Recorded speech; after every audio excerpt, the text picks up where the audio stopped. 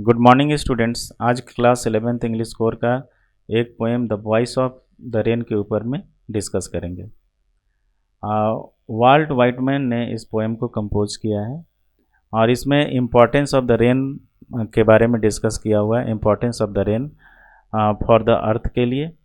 और इसमें ये भी डिस्क्राइब किया गया है कि द रेन का बर्थ प्लेस क्या है, यानी कि what is the birth place of the rain.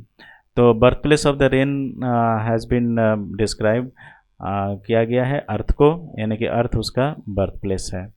तो पोएम को हम देखते हैं लाइन बाय लाइन। सबसे पहले क्वेश्चन है, एक पोएट यानी कि वाल्ट वाइटमैन साहब रेन से एक क्वेश्चन आस्क करते हैं, और रेन भी कैसा सॉफ्ट फॉलिंग है, यानी कि सॉफ्ट फॉलिंग यानी हल्की बारिश हो रही है, उससे हैवी रेन नहीं बल्कि हल्की बारिश से बात कर रहे हैं। तो क्वेश्चन ऑफ द पोएट का क्या है, कहते हैं कि एंड हु आर्ट दाउ, यानी कि हु आर्ट दाउ, ये जो पुरानी अंग्रेजी है, ये नई इंग्लिश है, हु आर यू, यानी इसकी मीनिंग हुई हु आर यू, यानी क्वेश्चन उनका है। तो सेड आई, पोएट ने कहा कि सेड आई, मैंने पूछा कि who are you to the, किससे, तो सॉफ्ट फॉलिंग शावर, शावर यानी कि शावर की तरह, झरने की तरह हल्की हल्की गिरती हुई बारिश से मैंने क्वेश्चन किया। जब पोएट ने क्वेश्चन किया तो कहता है क्या नेक्स्ट लाइन में कि विच ए स्ट्रेंज टू टेल, यानी कि बहुत ही स्ट्रेंज तरीके से, विचित्र तरीके से टेल करती है, यानी कि एक्सप्लेन करती है रेन, यानी कि आंसर करती है।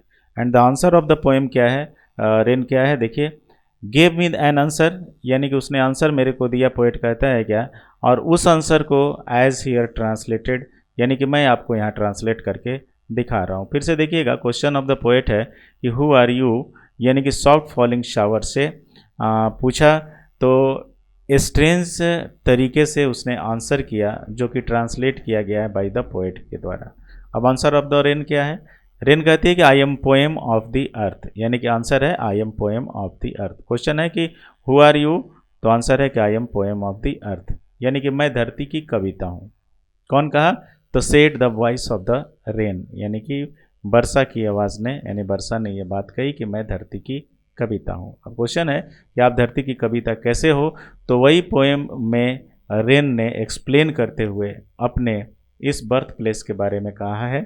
देखिए, जैसे कह रहा है कि इटरनल आई राइज, यानी कि मैं नीचे से जब ऊपर की ओर उठती हूँ, कहाँ, ऊपर की ओर, यानी कि आसमान की तरफ जब मैं उठती हूँ, तो इम्पैलेबल कंडीशन में होती हैं। इम्पैलेबल कंडीशन दैट मीन्स कि अनटचेबल कंडीशन, यानी कि वी कांट सी, यानी कि हम लोग देख नहीं सकते हैं उस रेन को। In other word we can say that कि द वेपराइजेशन जब होता है तो हम लोग उसको देख नहीं सकते हैं।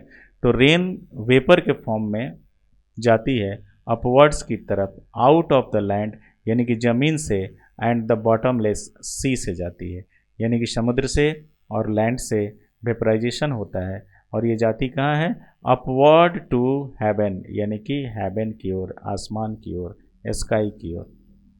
और स्काई में जाने के बाद कहती है क्या, वहाँ पर बैगवली जो है पूरी तरह से फॉर्म्ड, यानी कि पूरी तरह से बदल जाती है ऑल टुगेदर, यानी कि इसका जो फॉर्म होता है वो पूरी तरह से चेंज हो जाता है, यानी कि वर्षा बदल जाती है, यानी कि वही वेपराइजेशन जो है वो कन्वर्सन हो जाता है, and we can say change हो जाती है इनटू द क्लाउड्स में।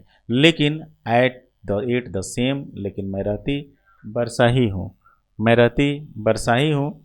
और फिर कहती है क्या कि ऊपर जाने के बाद जब आई डिसेंड, जब मैं नीचे की ओर आती हूँ, यानी जब वर्षा अपने स्काई से, क्लाउड से जब नीचे अर्थ के ऊपर में आती है, तो कहती है क्या, उस समय क्या करती हूँ, लैब कर देती हूँ द ड्राउट्स को, ड्राउट्स मीन्स की सूखेपन को धो डालती है। यानी वर्षा जब धरती पर आती है तो धरती जो सूखी हुई रहती है उसमें क्या होता है कि वो पूरी तरह से उसको वॉश कर देती है, पूरी तरह से उसको धो डालती है, जो वर्षा के बिना धरती सूखी हुई थी। और हर एटम्स को कहता है कि एटम्स, जितने भी एटम्स हैं उसको भी वो क्या करती है कि वो साफ कर देती है, वॉश कर देती है, यानी कि धो देती है।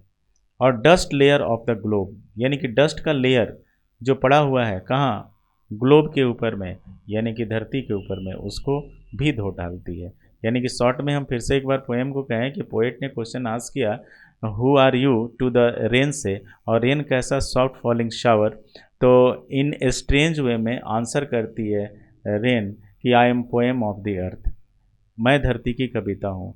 और जब अपवर्ड्स की ओर राइज होती है, उठती है, तो इन दैट कंडीशन में इम्पैलेबल होती है, अनटचेबल होती है, हम उसको नहीं देख सकते हैं, नहीं उसको छू सकते हैं।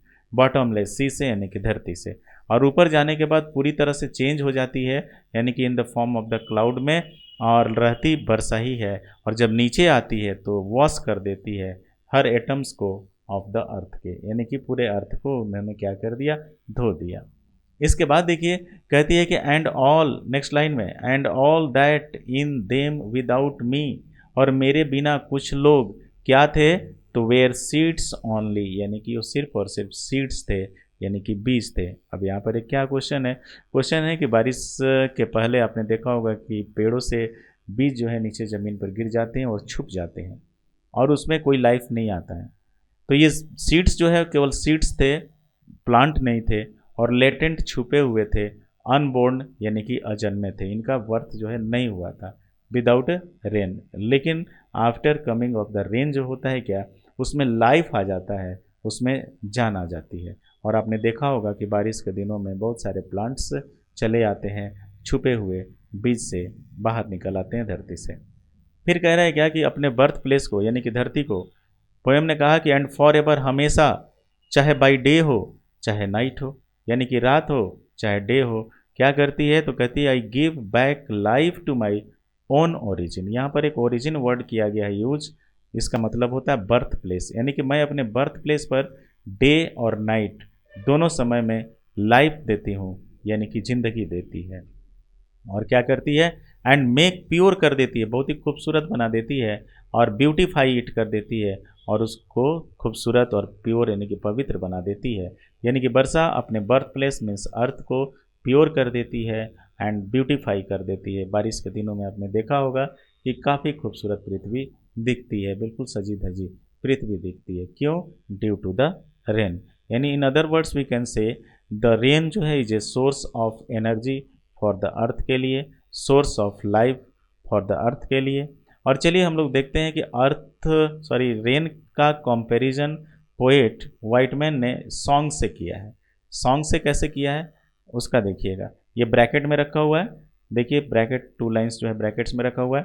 कहता है क्या कि फॉर सॉन्ग्स जो issuing from its birth place, यानी कि अपने जो बर्थ प्लेस से एक गाना जो है निकलता है, एक सॉन्ग जो है निकलता है, और चारों तरफ मूव करता है आफ्टर फुलफिलमेंट, और सबको फुलफिलमेंट देता हुआ, मीन्स की सेटिस्फेक्शन देता हुआ, प्लेजर देता हुआ, इंटरटेनमेंट करता हुआ, वॉन्डरिंग यानी कि घूमता हुआ जो है वो कहाँ लौट के चला जाता है, अपने बर्थ प्लेस के ऊपर में। चाहे देखिए नेक्स्ट लाइन, रेक्ड और अनरेक्ड, चाहे कोई सुने चाहे ना सुने, ड्यूली जो है विथ लव रिटर्न्स, यानी कि प्यार के साथ वापस चला आता है।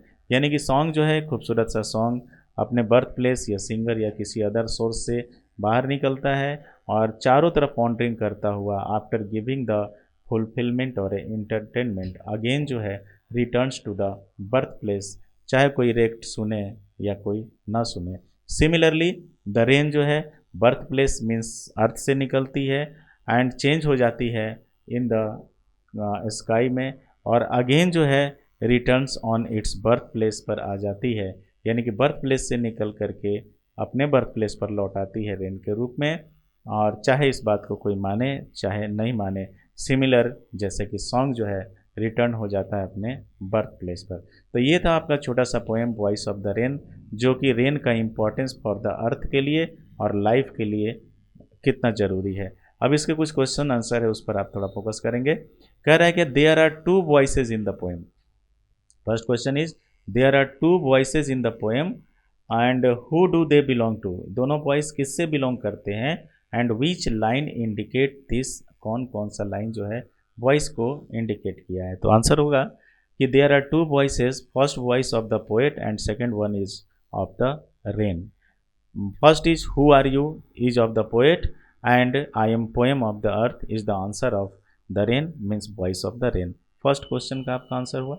सेकेंड क्वेश्चन कह रहा है what does the phrase strange to tell, what is the meaning of the strange to tell, इसका मीनिंग क्या है। Strange to tell that means कि way of the answer giving of the rain, जो answer giving करने का जो तरीका है वो बिल्कुल स्ट्रेंज वे में है, विचित्र तरीके से है, दैट्स वाई दिस क्वेश्चन जो है has been describe for this question. Next है नंबर 3, कह रहा है क्या there is a parallel drawn किया गया बिटवीन रेन एंड म्यूजिक, यानी कि हम कह सकते हैं comparison between the rain and music. Which words indicate this, कौन सा वर्ड जो है इंडिकेट करता है, explain the similarity between the two, similarity यानी कि समानता दोनों के बीच में क्या है। जैसे आपने देखा कि सॉन्ग्स जो है इमर्ज होता है फ्रॉम इट्स बर्थ प्लेस और अगेन जो है रिटर्न्स हो जाता है on its birth place after giving the fulfilment to the people. Similarly rains जो है वो इमर्स होती है या रेज करती है from the birth place means earth and again returns to the birth place, अपने अर्थ पर ही रिटर्न हो जाती है। तो हम कह सकते हैं कि this is the base of the similarity between this two objects. Next है नंबर 4, कह रहा है कि how is the cycle movement of rain brought out in the poem, कैसे ब्राउट आउट किया गया है साइकिल मूवमेंट को। साइकिल आपने साइंस में पढ़ा होगा, वाटर साइकिल का को एक्सप्लेन किया गया है इसमें। वाटर जैसे कि अब अर्थ से मीन्स कि सी से या दूसरे सोर्सेज ऑफ वाटर से वेपराइजेशन होता है और जाकर के क्लाउड के फॉर्म में चेंज हो जाता है इन स्काई में, और इसके बाद में अगेन जो है वो रिटर्न हो जाता है अपने बर्थ प्लेस पर, अपने धरती पर। तो हम लोग कह सकते हैं कि अपने बर्थ प्लेस पर जो रिटर्निंग होती है वो आपका हो गया वाटर साइकिल, यानी कि हम कह सकते हैं कि वाटर साइकिल जो है has been describe in this poem, इसमें डिस्क्राइब किया गया है। नेक्स्ट है number 5, why are the last 2 lines put within brackets में क्यों 2 लाइन्स रखा गया है। तो ब्रैकेट में रखने का रीज़न और ए पर्पस है टू कंपेयर करने का रेन को विद द म्यूजिक से, यानी कि उसमें म्यूजिक के इम्पोर्टेंस के बारे में इसमें बताया गया है इस last 2 line which is in the bracket. List of the pairs of the opposite found in the poem. खैर ये 6 नंबर क्वेश्चंस को हम लोग नहीं देखेंगे, क्वेश्चन नंबर 5 तक ही जो है आपका इम्पॉर्टेंट बनता है। तो इस तरीके से आपने देखा कि ये poem voice of the rain आपका एंड हुआ। देखिए कुछ क्वेश्चन इसमें कुछ वर्ड्स दिए हुए हैं। Impalpable something that can not be touched, जिसको कि टच नहीं किया जा सकता है, मीन्स कि ये रेन के लिए हुआ है कि जब ये वेपराइजेशन के फॉर्म में ऊपर की ओर जाती है in the form of the vapour, in that condition it can not be touched, इसको टच नहीं कर सकते हैं। लाइव वर्ड किया यूज, वॉश या बाथ, यानी कि नहला देती है अपने पूरे बर्थ प्लेस यानी कि अर्थ को, और हर एटम्स टीनी पार्टिकल्स, जितने भी छोटे छोटे पार्टिकल्स हैं सबको छुपा देती है, सॉरी धो डालती है। एंड नेक्स्ट लैटेंट वर्ड दिया हुआ है जिसकी मीनिंग है हिडन, यानी कि छुपा हुआ, यानी कि विदाउट ए रेन सीड्स जो है आर लेटेंट, वो छुपे हुए हैं इन द अंडरग्राउंड, ग्राउंड के अंदर में, और after coming of the rain इसमें लाइफ आ जाता है। यानी कि इन शॉर्ट में हम कह सकते हैं कि rain is the source of life for the earth and human. Thank you. अब अगर आप लाइव क्लास ज्वाइन करना चाहते हैं, क्लास 11th इंग्लिश या क्लास 11th या 12 कंप्यूटर साइंस का, तो आप हमारे चैनल पर आ सकते हैं और सब्सक्राइब करें और कमेंट्स भी करें। आप जुड़ सकते हैं टेलीग्राम के थ्रू। Thank you.